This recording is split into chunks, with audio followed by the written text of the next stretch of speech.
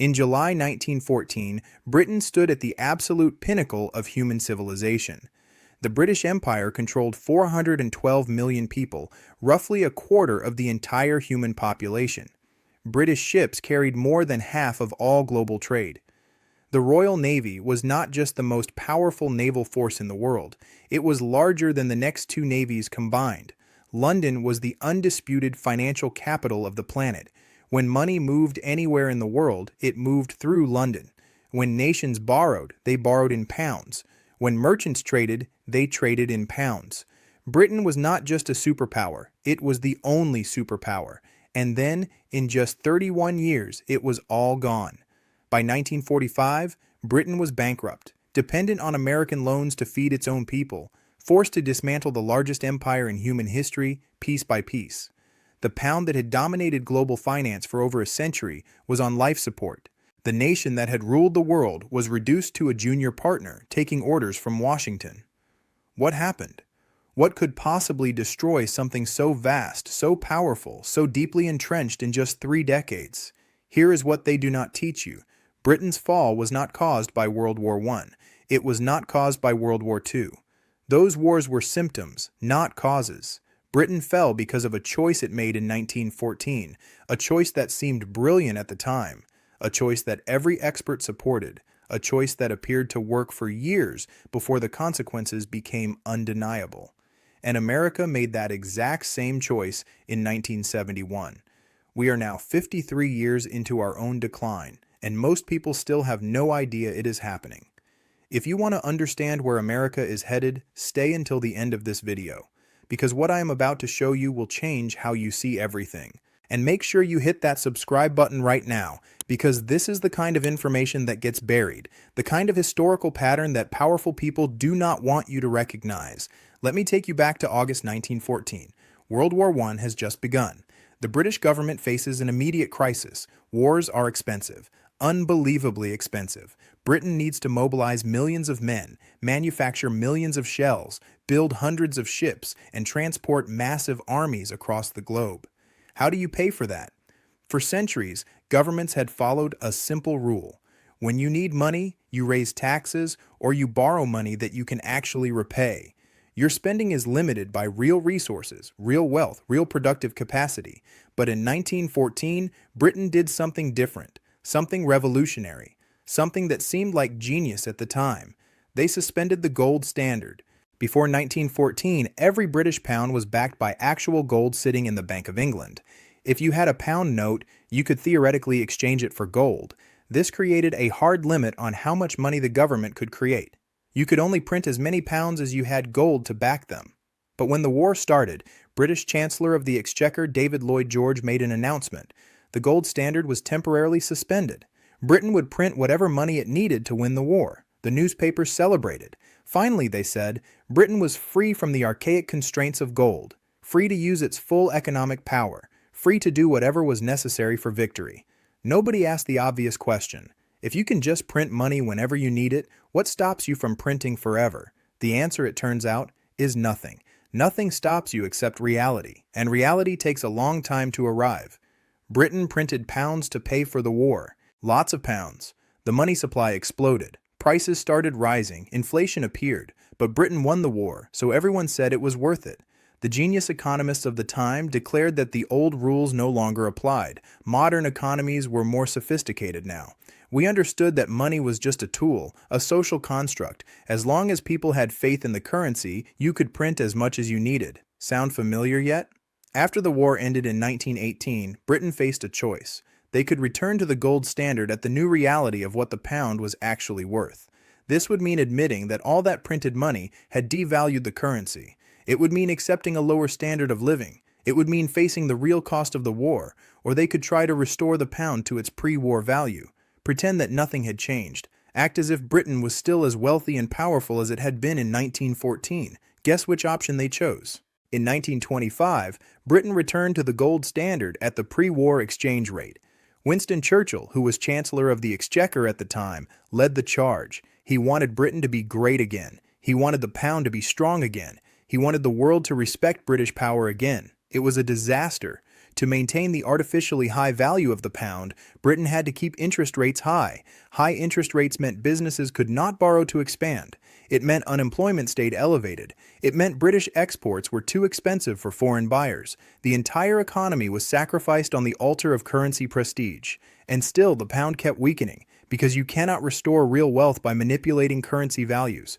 Wealth comes from production, from innovation, from real goods and services. Britain was producing less, innovating less, and creating less than it had before the war. The strong pound was a lie, and eventually the market called that lie. In 1931, Britain was forced off the gold standard again. The pound lost 30% of its value in a matter of months. British savers who had trusted their government watched their wealth evaporate. But even then, even after this humiliation, the really destructive pattern was only beginning, because once you start printing money to solve your problems, it becomes almost impossible to stop. Britain kept spending money it did not have throughout the 1930s. They kept borrowing, they kept running deficits, they kept maintaining military bases around the world that they could no longer afford. Why? Because Britain was still an empire. Britain still had responsibilities. Britain could not just admit it was no longer the dominant power. That would be defeatist. That would be unpatriotic. That would be unthinkable. Then came World War II, and Britain printed money on a scale that made World War I look restrained. By 1945, Britain's national debt was 259% of GDP. Think about that. Britain owed more than 2.5 times what the entire British economy produced in a year.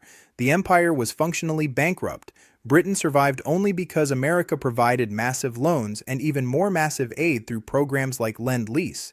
Britain had gone from being the world's largest creditor nation in 1914 to being one of the world's largest debtor nations by 1945.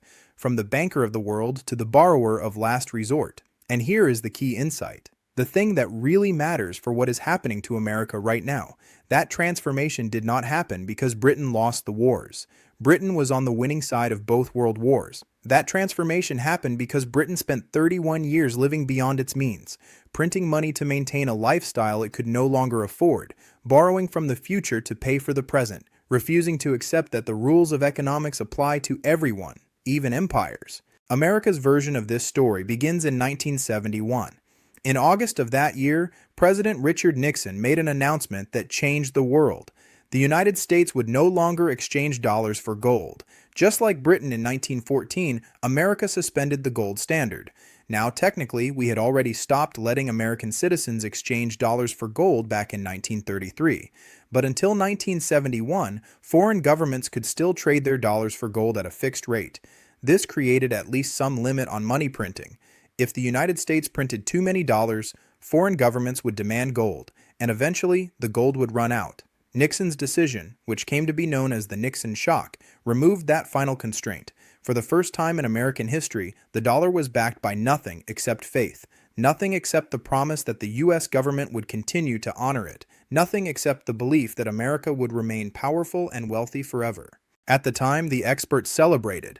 Just like in Britain in 1914, economists declared that we were finally free from the barbarous relic of gold, free to use monetary policy to manage the economy, free to print whatever money we needed. Just like in Britain, nobody asked what happens when the printing never stops. Let me show you what has happened since 1971. In 1971, the U.S. national debt was $398 billion. Today, it is over $36 trillion. That is not a typo. $36 trillion. In 1971, the debt to GDP ratio was about 35%. Today, it is approaching 130% and climbing. In 1971, America was the world's largest creditor nation. We lent money to the world. Today, we are the world's largest debtor nation. We borrow money from the world. In 1971, America ran a trade surplus. We exported more than we imported. Since 1975, we have run a trade deficit every single year. We now import over $800 billion more than we export annually. In 1971, manufacturing was 25% of the U.S. economy. Today, it is barely 11%. We produce less and less of what we consume. In 1971, you could buy a house for $25,000, a car for $3,000, and a gallon of gas for 40 cents. Today, those same items cost $400,000, $48,000, and $350. The dollar has lost over 85% of its purchasing power.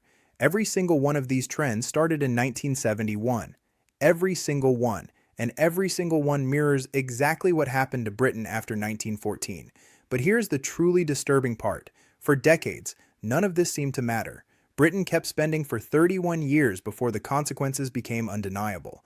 America has been spending for 53 years, and most people still think everything is fine. Why? Because of something called the reserve currency privilege. Let me explain this, because it is the key to understanding both Britain's fall and America's coming fall. When your currency is the world's reserve currency, you have a superpower that other nations do not have. Foreign countries need your currency to trade with each other, so they are willing to hold your currency, to accept your currency, to keep buying your debt even when the fundamentals do not make sense. Britain had this privilege for decades after it stopped being the world's largest economy. The pound remained dominant not because Britain was still the most productive nation, but because the world's financial infrastructure was built around the pound. Changing to a new system would be inconvenient. So even as Britain hollowed out its real economy, even as it printed money and ran up debts, the pound remained valuable. Until suddenly, it did not. America has had this same privilege since World War II. The dollar became the world's reserve currency in 1944 with the Bretton Woods Agreement. And even after Nixon ended dollar-gold convertibility in 1971, the dollar remained dominant. Why? Because of the petrodollar system. In the 1970s, America made deals with Saudi Arabia and other oil producers. They would sell oil only in dollars. In exchange, America would provide military protection. This was genius. Every country in the world needs oil. If oil can only be bought in dollars, then every country in the world needs dollars. They need to hold dollars in reserve. They need to buy U.S. Treasury bonds. They need to accept American currency even if they do not particularly like American foreign policy. For 50 years, this system has allowed America to print dollars with almost no consequences. We can run massive trade deficits because other countries need our currency more than they need balanced trade. We can borrow trillions of dollars at artificially low interest rates because foreign central banks have no choice but to buy our debt. We can consume far more than we produce because the world is essentially subsidizing our lifestyle. We have been living like Britain in the 1920s, maintaining a standard of living that our actual productive capacity no longer supports, sustained only by the momentum of past greatness. But here is what Britain learned in 1956, and what America is about to learn. Reserve currency status is not permanent. It is not an entitlement. It is a privilege that lasts only as long as the rest of the world believes you deserve it. The moment they stop believing, the moment they find an alternative, the entire system collapses with stunning speed. That alternative is being built right now. In 2001, China joined the World Trade Organization. At the time, China's economy was $1.3 trillion. The U.S. economy was $10.6 trillion. We were 8 times larger. Everyone said China would never catch up. Today, China's economy is over 17 trillion. By some measures of purchasing power parity, it is already larger than America's. And China is not playing by the old rules. They are not accepting dollar dominance. They are actively building alternatives. In 2015, China launched the Asian Infrastructure Investment Bank, a direct competitor to the World Bank and IMF. In 2016, the Chinese yuan was added to the IMF's basket of reserve currencies, the first new currency added in 35 years. In 2018, China launched a yuan-denominated oil futures contract. For the first time, major oil transactions could be conducted without dollars. In 2023, China brokered a deal between Saudi Arabia and Iran to restore diplomatic relations, a deal that completely bypassed American involvement. Think about that. The Saudis, America's closest ally in the Middle East for 50 years, are now making major geopolitical moves with China instead of America. That same year, Saudi Arabia announced it was open to selling oil in currencies other than the dollar. The petrodollar system, the foundation of dollar dominance for half a century, is cracking. China is not alone. Russia, after being hit with sanctions in 2014 and 2022, has drastically reduced its dollar holdings.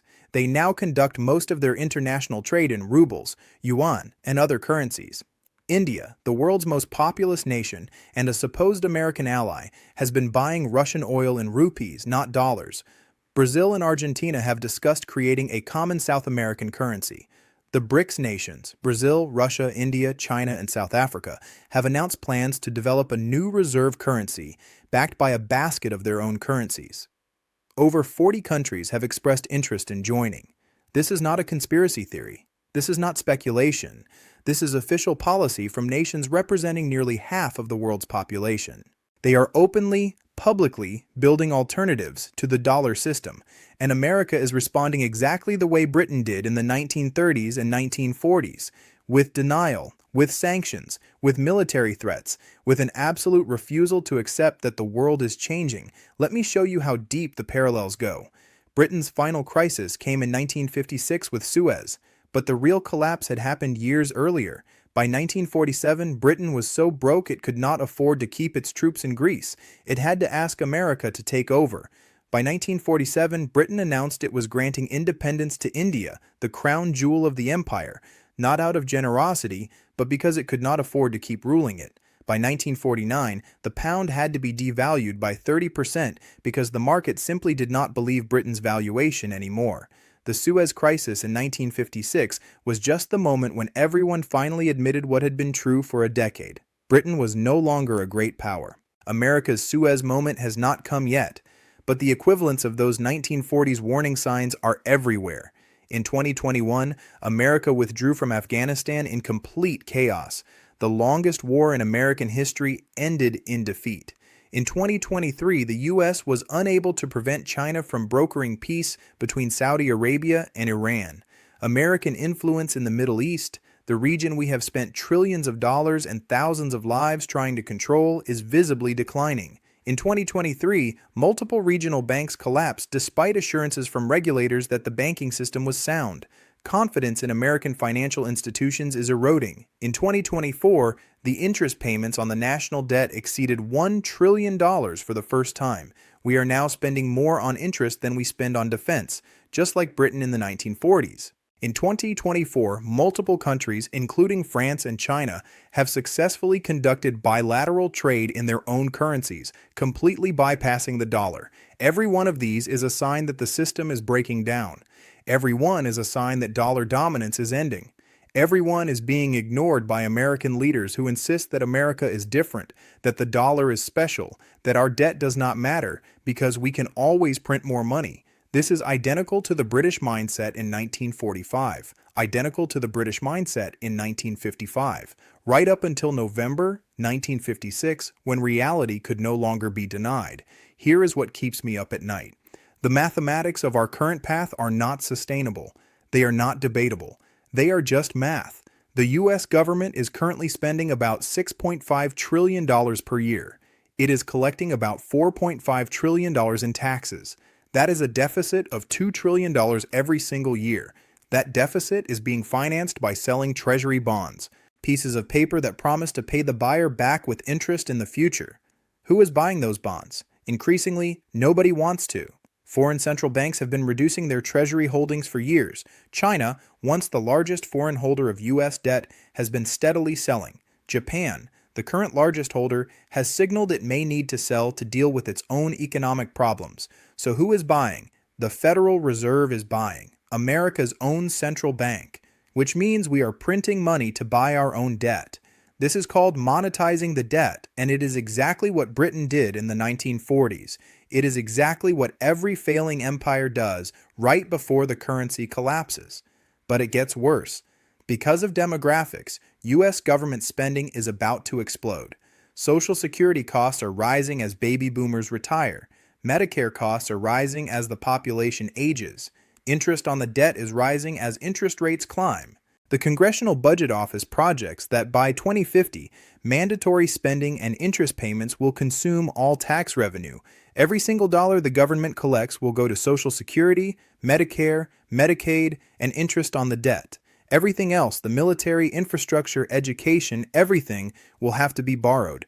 This is not a projection based on pessimistic assumptions. This is the baseline scenario. This is what happens if everything goes relatively well. If there is a recession, if there is a war, if there is any major crisis, the numbers get much worse. Now, you might be thinking, okay, but the government can just raise taxes or cut spending, right? In theory, yes. In practice, no. Every tax increase is politically toxic. Every spending cut is politically impossible. Republicans will not raise taxes. Democrats will not cut entitlements. Both parties keep increasing military spending. Nobody in Washington is willing to have an honest conversation about the math. Just like nobody in London was willing to have that conversation in 1950, the political system is incapable of addressing the problem until the crisis forces action, and by then, it is too late. Let me show you what happens when a reserve currency collapses. Because history gives us multiple examples. Britain is the most recent, but not the only one. Spain was a global superpower in the 1500s. Spanish silver coins were the reserve currency of the world. Then Spain discovered it could import anything it wanted by shipping silver from its American colonies. Spain stopped producing, it started consuming. The silver flowed out to pay for imports, and by the 1600s, Spain was a hollow shell. Wealthy on paper, bankrupt in reality, the Netherlands became the next financial center in the 1600s. The Dutch guilder was the reserve currency. Amsterdam was the banking capital of the world. Then the Netherlands fought a series of expensive wars against France and England. They borrowed heavily. They printed money. By the 1700s, Dutch financial dominance was over. France tried to become the financial center in the 1700s. But the French government printed money to pay for wars and palaces. This led to hyperinflation and eventually revolution.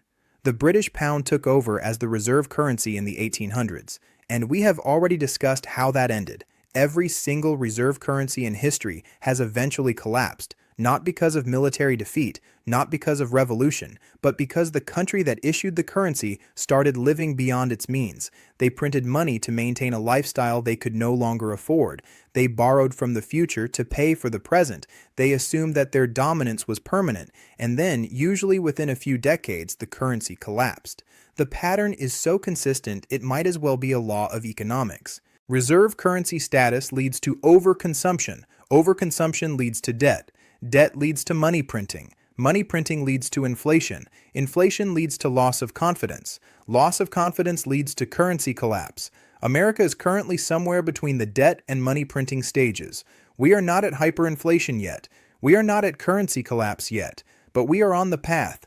Every step we have taken since 1971 has moved us further along that path. Now let me address the argument that I know some of you are thinking. The dollar is different. The dollar is backed by the U.S. military. The dollar is backed by the American economy. As long as America has the strongest military, the dollar will remain dominant. This is the same argument Britain made. They had the Royal Navy. They had the Empire. They had centuries of financial dominance. None of it mattered when the debt became unsustainable. Military power cannot force people to accept a worthless currency. Not for long. You can invade a country, but you cannot invade the entire world simultaneously. And even if you could, occupations are expensive. They make the debt problem worse, not better. The dollar is currently backed by three things. First, the petrodollar system, which is visibly crumbling. Second, the fact that many international contracts are written in dollars, which creates inertia but not permanence. Third, the belief that America will remain wealthy and stable. That third one is the most important, and it is entirely psychological.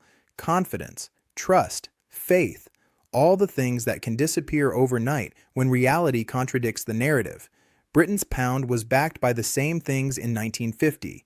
5 years later, it was all gone. The question is not whether the dollar will lose reserve currency status. History tells us it will. Every reserve currency eventually falls. The question is when. And the answer is almost certainly sooner than most people think. Because the process of decline follows a predictable pattern. It is slow at first. For decades, the warning signs accumulate. Debt rises. Deficits grow. Trade imbalances widen. Productive capacity shrinks. But nothing seems to change. The currency remains strong. Markets remain calm. People keep accepting the money. This creates an illusion of stability. Politicians and economists convince themselves that the warnings are overblown. They say the pessimists have been wrong for years, so clearly the pessimists will be wrong forever. This is called normalcy bias. The human brain assumes that tomorrow will be like today, and that next year will be like this year.